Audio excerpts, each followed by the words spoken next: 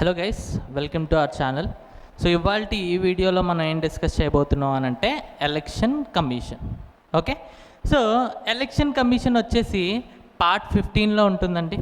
Articles ఎక్కడి నుంచి ఎక్కడి వరకు అని అంటే ఆర్టికల్ 324 నుంచి 329 వరకు, అంటే 5 ఆర్టికల్స్ అనమాట. అయితే ఎలక్షన్ కమిషన్ వచ్చేసి ఒక పర్మనెంట్ బాడీ అండి. లోక్సభ లాగా ప్రతి 5 సంవత్సరాలకు ఒకసారి డిజాల్వ్ అవ్వదు. రాజ్యసభ లాగా పర్మనెంట్ బాడీ. అలానే ఇది ఒక ఇండిపెండెంట్ బాడీ. ఇండిపెండెంట్ బాడీ అంటే ఇది ఏ మినిస్ట్రీ కింద పనిచేయదు. దీని ఆఫీస్ అనేది సెపరేట్గా ఉంటుంది. సెకండ్ వన్ వచ్చేసి ఇది ఒక కాన్స్టిట్యూషనల్ బాడీ. ఎందుకు అనంటే this is mentioned in article 324. So కాన్స్టిట్యూషన్లో ఆర్టికల్ 324లో మెన్షన్ చేసి ఉంది కాబట్టి దాని ద్వారా ఈ బాడీని ఫామ్ చేశారు. కాబట్టి ఈ బాడీని ఏమంటాం? Constitutional body. అలానే ఇది ఆల్ ఇండియా బాడీ అండి. ఆల్ ఇండియా బాడీ అని ఎందుకంటాము అని అంటే మీకు ఇప్పుడు ఎక్స్ప్లెనేషన్ చెప్తాను, చూడండి. దీని పవర్స్లో చూస్తే మీకు ఇది ఆల్ ఇండియా బాడీ అని ఎందుకు అంటామో తెలుస్తుంది. దీని పవర్స్ ఏంటి అని అంటే ఇట్ కెన్ సూపరింటెండెన్స్, డైరెక్షన్, కంట్రోల్. సింపుల్గా చెప్పాలి అంటే ఎలక్షన్స్ని కండక్ట్ చేస్తుందండి. ఏ ఎలక్షన్స్? ఒకటి పార్లమెంట్, స్టేట్ లెజిస్లేచర్, ప్రెసిడెంట్ యొక్క ఎలక్షన్స్, అలానే వైస్ ప్రెసిడెంట్ యొక్క ఎలక్షన్స్. సో చూడండి, పార్లమెంట్ అంటే ఎంపీ ఆఫ్ లోక్సభ, అలానే రాజ్యసభ. అలానే స్టేట్ లెజిస్లేచర్ అనేటప్పటికీ ఎమ్మెల్యే ఎలక్షన్స్, ఎమ్మెల్సీ ఎలక్షన్స్. అలానే ప్రెసిడెంట్, వైస్ ప్రెసిడెంట్ ప్రతి ఒక్కరి ఎలక్షన్స్ కూడా ఇదే కండక్ట్ చేస్తుంది. మరి స్టేట్ ఎలక్షన్ కమిషన్ ఏం చేస్తుంది? Panchayat Raj, urban local bodies, ఈ 2 elections Panchayat Raj state election commission conduct చేస్తుంది అనమాట. అయితే సెంట్రల్లో ఉన్న ఎంపీలని, స్టేట్లో ఉన్న ఎమ్మెల్యే ఎమ్మెల్సీలని మొత్తం ఎలక్ట్ చేస్తుంది ఎవరు? ఎలక్షన్స్ కండక్ట్ చేస్తుంది ఎవరు? ఈ సెంటర్ ఎలక్షన్ కమిషన్. అందుకని ఈ ఎలక్షన్ కమిషన్ ఏమంటాము అని అంటే ఆల్ ఇండియా బాడీ. ఓకే, దాని తర్వాత చూస్తే దీని యొక్క కంపోజిషన్ అండి. ఇందులో ఎంతమంది ఉంటారు? 1950 నుంచి 1950 నుంచి 15th అక్టోబర్ 1989 వరకు ఇది సింగిల్ మెంబర్ బాడీ. అంటే ఒక చీఫ్ ఎలక్షన్ కమిషనర్ మాత్రమే ఉండేవాళ్ళు. అతనే దేశంలో ఉన్న ఎలక్షన్స్ అన్నీ కండక్ట్ చేసేవాళ్ళు. దాని తర్వాత 16th అక్టోబర్ నుంచి 1990 వరకు ఇందులో 3 మెంబర్స్ ఉన్నారండి. ఒకటి ఒక chief election commissioner, 2 election commissioners. Okay, ఎందుకు ఇక్కడ 3 పెంచారనేది నేను నెక్స్ట్ ఎక్స్ప్లెనేషన్ ఇస్తాను. అయితే 1990 వరకు ఒక చీఫ్ ఎలక్షన్ కమిషనర్, అలానే 2 ఎలక్షన్ కమిషనర్స్ ఉన్నారనమాట.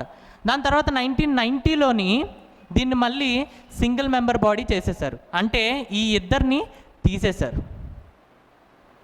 మళ్ళీ 1993లో 1st అక్టోబర్లో దీన్ని మళ్ళీ 3 మెంబర్ బాడీ కింద చేశారు. ఒక chief election commissioner, 2 election commissioners. So present situation ఏంటి అని అంటే ఎలక్షన్ కమిషన్ కాంపోజిషన్ వచ్చేసి ఒక chief election commissioner, 2 election commissioners. అయితే ఇక్కడ ఏం జరిగింది? సింగిల్ మెంబర్ బాడీ నుంచి 3 మెంబర్ బాడీ కింద చేశారు. దాని రీజన్ చూడండి. ఏమైంది అని అంటే 61st కాన్స్టిట్యూషనల్ అమెండ్మెంట్ యాక్ట్ వచ్చిందండి. 61st constitutional amendment act 1988లో. దీని ద్వారా ఏం చేశారు అని అంటే ఆర్టికల్ 326ని అమెండ్ చేశారు. ఆర్టికల్ 326ని అమెండ్ చేశారు. ఆర్టికల్ 326 అంటే ఏంటి అని అంటే యూనివర్సల్ అడల్ట్ ఫ్రాంచైజ్. దీని పరంగా ఏం చేశారు అంటే 21 ఇయర్స్ వరకు ఏజ్ ఎలిజిబిలిటీ అండి ఓట్ వేయాలి అని అంటే. ఈ అమెండ్మెంట్ ద్వారా ఆ 21ని 18 కింద తగ్గించారు. సో ఎప్పుడైతే 18 కింద తగ్గించారో జనాభా పెరిగిపోయింది, ఓటర్స్ యొక్క సంఖ్య పెరిగింది. సో ఒక్కడే ఇప్పుడు ఇదంతా కండక్ట్ చేయడం కొంచెం కష్టమైంది. అందుకని ఒక్కడి ప్లేస్లో 3ని తీసుకొచ్చారు. ఓకే, నెక్స్ట్ వచ్చేసి వీళ్ళ యొక్క టెన్యూర్ ఎంత అనంటే 65 years or 6 years. Let's say ఇతను 51 ఇయర్స్ అప్పుడు అపాయింట్ అయ్యారు అనుకోండి, ఇతను 57 ఇయర్స్ వరకు సర్వ్ చేస్తారు. అదే ఒకవేళ ఇతను 62 ఇయర్స్ అప్పుడు అపాయింట్ అయ్యారు అనుకోండి, 65 ఇయర్స్ అంటే 3 ఇయర్స్ మాత్రమే సర్వ్ చేస్తారు. సో ఏది ముందొస్తే అది. ఓకే, అలానే ఇతను రిజైన్ చేయొచ్చు. ఎవరికి రిజిగ్నేషన్ ఇస్తారు అని అంటే ప్రెసిడెంట్. ఇతన్ని అపాయింట్ చేసింది ఎవరు అని అంటే ప్రెసిడెంట్, అందుకని ఇతను రిజైన్ చేయాల్సింది కూడా ప్రెసిడెంట్కి. అలానే ఇతన్ని రిమూవ్ కూడా చేయొచ్చు. రిమూవల్ ప్రాసెస్ ఎలా అంటే సుప్రీంకోర్టు జడ్జ్ లానే. ఓకే, అంటే పార్లమెంట్ రిమూవ్ చేస్తుంది. ఓకే, సి నెక్స్ట్ అపాయింట్మెంట్ అనేది ఎలా ఉంటుంది అని అంటే ఒక సర్చ్ కమిటీ ఉంటుందండి. ఈ సర్చ్ కమిటీని క్యాబినెట్ సెక్రటరీ లీడ్ చేస్తారు, హెడ్ చేస్తారు. ఇతను ఏం చేస్తారు అని అంటే దేశంలో ఉన్న పేర్లన్నీ కూడా కలిపేసి ఒక లిస్ట్ ఆఫ్ నేమ్స్ని ఎవరికి ఇస్తారు అని అంటే సెలెక్షన్ కమిటీకి ఇస్తారు. సెలెక్షన్ కమిటీలో ఎవరుంటారు అని అంటే ప్రైమ్ మినిస్టర్, ఒక cabinet minister and leader of the opposition. So cabinet minister అంటే ఎవరైనా అయి ఉండొచ్చు, అమిత్ షా అయి ఉండొచ్చు, లేదా జైశంకర్ అయి ఉండొచ్చు, నిర్మలా సీతారామన్ అయి ఉండొచ్చు. ఎవరో ఒక క్యాబినెట్ మినిస్టర్ అయితే ఉండాలి. ప్రైమ్ మినిస్టర్, క్యాబినెట్ మినిస్టర్, అలానే లీడర్ ఆఫ్ ద అపోజిషన్. ఇప్పుడు వీళ్ళు ఇచ్చిన లిస్ట్ ఆఫ్ నేమ్స్ నుంచి వీళ్ళు ఒక నేమ్ని సెలెక్ట్ చేస్తారు. సెలెక్ట్ చేసి ఈ నేమ్ని వీళ్ళు ప్రెసిడెంట్కి పంపిస్తారు. ఇప్పుడు ప్రెసిడెంట్ ఏం చేస్తారు అని అంటే వాళ్ళని అపాయింట్ చేస్తారు. Simple appointment. Selection committee headed by cabinet secretary. వీళ్ళు ఒక లిస్ట్ ఆఫ్ నేమ్స్ తీసుకొని సెలెక్షన్ కమిటీకి ఇస్తారు. సెలెక్షన్ కమిటీ ఏం చేస్తుందండి, ఒక నేమ్ని సెలెక్ట్ చేసి దాన్ని ప్రెసిడెంట్కి పంపిస్తుంది. ప్రెసిడెంట్ వాళ్ళని అపాయింట్ చేస్తారు. సో ప్రెసిడెంట్ అపాయింట్ చేశారు కాబట్టి రిజిగ్నేషన్ ఇవ్వాలన్నా కూడా ప్రెసిడెంట్కే ఇవ్వాలి. ఓకే, నెక్స్ట్ వీళ్ళ యొక్క శాలరీ ఎంత ఉంటుందో చూడండి. సుప్రీంకోర్టు జడ్జ్ శాలరీ లానే సుప్రీంకోర్టు జడ్జికి ఎంతైతే శాలరీ ఉంటుందో వీళ్ళ శాలరీ కూడా అంతే ఉంటుంది. Next removal process same as supreme court judge. అంటే వీళ్ళు ఏంటి అని అంటే వీళ్ళ మీద ఒక ఎంక్వైరీ కమిటీ వేస్తారు. ఆ ఎంక్వైరీ కమిటీలో ప్రూవ్ అయితే పార్లమెంట్లోకి వెళ్తుంది. పార్లమెంట్లో ఎప్పుడైతే దీన్ని స్పెషల్ మెజారిటీతో పాస్ చేస్తారో అప్పుడు ప్రెసిడెంట్ దగ్గరికి వెళ్తుంది. అప్పుడు ప్రెసిడెంట్ త్రూ ఆ presidential order he will remove the election commissioner. Okay, ఎప్పుడు చీఫ్ ఎలక్షన్ కమిషనర్కి. అదే నార్మల్గా ఎలక్షన్ కమిషనర్ని తీయాలి అనుకోండి, అప్పుడు ఏం చేయాలి అని అంటే first chief election commissioner recommend చేయాలి, సిఈసి రికమెండ్ చేయాలి పలానా ఈసీని తీసేయండి అని. అప్పుడు మాత్రమే అతని మీద ఈ ఇంపీచ్మెంట్ ప్రాసెస్ పార్లమెంట్లో స్టార్ట్ చేస్తాం.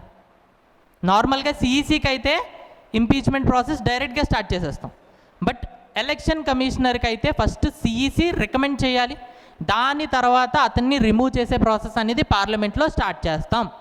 ఎప్పుడైతే స్పెషల్ మెజారిటీతో పాస్ అవుతుందో ప్రెసిడెంట్ అతన్ని through presidential order he will remove the election commissioner. అయితే ఇప్పుడు ఎలక్షన్ కమిషనర్ ఒకరు, నెక్స్ట్ చీఫ్ ఎలక్షన్ కమిషనర్ ఒకరు, ఇద్దరు ఎలక్షన్ కమిషనర్స్, వీళ్ళు ముగ్గురు కలిపి దేశం మొత్తం ఎలక్షన్స్ కండక్ట్ చేస్తున్నారు. పాసిబుల్నే కాదు కదా. అందుకని ఏం చేస్తామనంటే ప్రతి స్టేట్కి ఒక చీఫ్ ఎలక్షన్ ఆఫీసర్ని అపాయింట్ చేస్తారు. అంటే ఇప్పుడు ఆంధ్రప్రదేశ్ ఉంది కదా, వాళ్ళు ఏం చేస్తారంటే ఆంధ్రప్రదేశ్కి ఒక చీఫ్ ఎలక్షన్ ఆఫీసర్ని అపాయింట్ చేస్తారు. ఓకే, అతని కింద ప్రతి డిస్ట్రిక్ట్లో ఒక డిస్ట్రిక్ట్ ఎలక్షన్ ఆఫీసర్ ఉంటారు. ఓకే, సో ఒక స్టేట్కి చీఫ్ ఎలక్షన్ ఆఫీసర్, అలానే ప్రతి డిస్ట్రిక్ట్లో డిస్ట్రిక్ట్ ఎలక్షన్ ఆఫీసర్ ఉంటారు. వీళ్ళు ఏం చేస్తారు అని అంటే ఆ డిస్ట్రిక్ట్లో ఉన్న ఎలక్షన్ పనులన్నీ చూసుకుంటారు. సో చెప్పాలి అని అంటే డిస్ట్రిక్ట్ ఎలక్షన్ ఆఫీసర్ వీళ్ళందరూ ఎవరి అండర్లో పనిచేస్తారు, చీఫ్ ఎలక్షన్ ఆఫీసర్. వీళ్ళు చీఫ్ ఎలక్షన్ ఆఫీసర్ 28 రాష్ట్రాలకి 28 మంది ఉంటారు. వీళ్ళందరూ ఎవరి అండర్లో పనిచేస్తారు అని అంటే chief election commissioner and election commissioners అండర్లో పనిచేస్తారు. అలానే ప్రెసిడెంట్ ఎలక్షన్స్ అవుతాయి, వైస్ ప్రెసిడెంట్ ఎలక్షన్స్ అవుతాయి. ఇవి ఎక్కడ అవుతాయి, పార్లమెంట్లో అవుతాయి. అలానే స్టేట్ లెజిస్లేచర్లో అవుతాయి. అక్కడ ఏం చేస్తారు అంటే రిటర్నింగ్ ఆఫీసర్ని అపాయింట్ చేస్తారు. ఎవరిని అపాయింట్ చేస్తారు, రిటర్నింగ్ ఆఫీసర్. సో ఈ రిటర్నింగ్ ఆఫీసర్స్ అనేది ఎవరి అండర్లో పనిచేస్తారు, chief election commissioner and election commissioner అండర్లో పనిచేస్తారు. So this is all about election commission. Thanks a lot for watching. Please subscribe our channel.